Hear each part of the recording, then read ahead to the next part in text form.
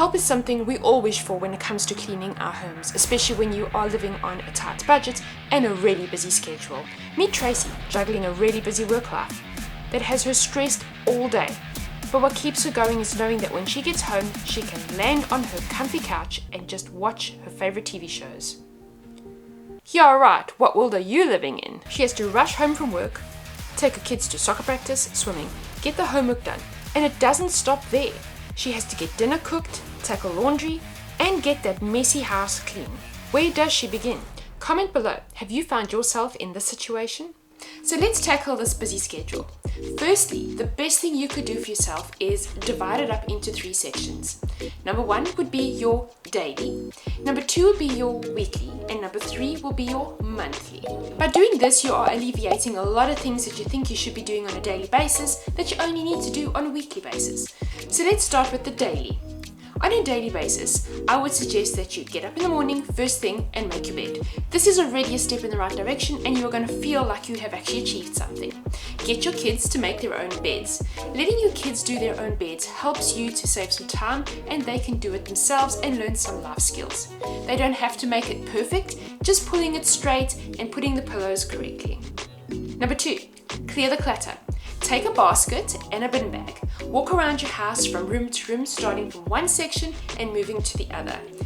Everything that needs to go in the bin, throw it in the bag. Everything else that doesn't belong in that space can go into the basket.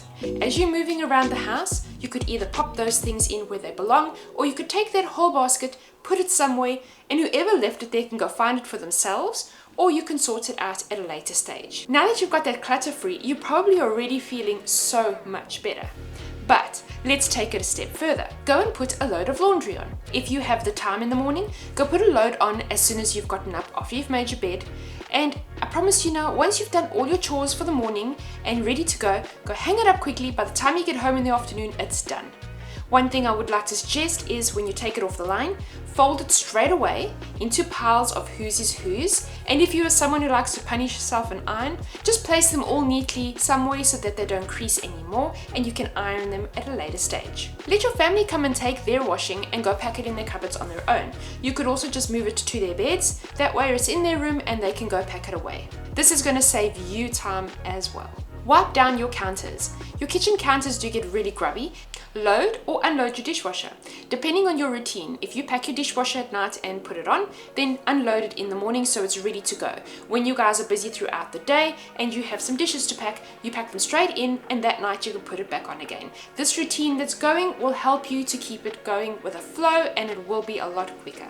So let's move on to the weekly tasks. These could include your bathroom. This would be cleaning your showers properly, your bath properly, and tackling those basins. Also, your toilet would need a proper deep clean. Dust your furniture.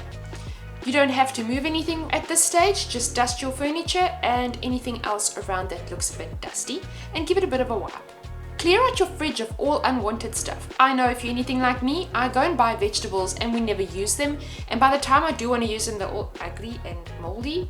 But clean out your refrigerator on a weekly basis and get rid of anything that has been sitting in there. Old food you've packed away that no one's eaten, or just some old items that are really starting to go a little bit bad. Change bedding. If you do it on a Saturday, at least you can do that laundry over the weekend and get it out of the way. So what are the monthly jobs? Okay, so this is going to be a little bit of a longer job for you. However, you have done most of the little things in your dailies and in your weeklies, so your monthly should not be that difficult to do. Monthly jobs would include the top of your fridge. That is a place that gathers dust a lot.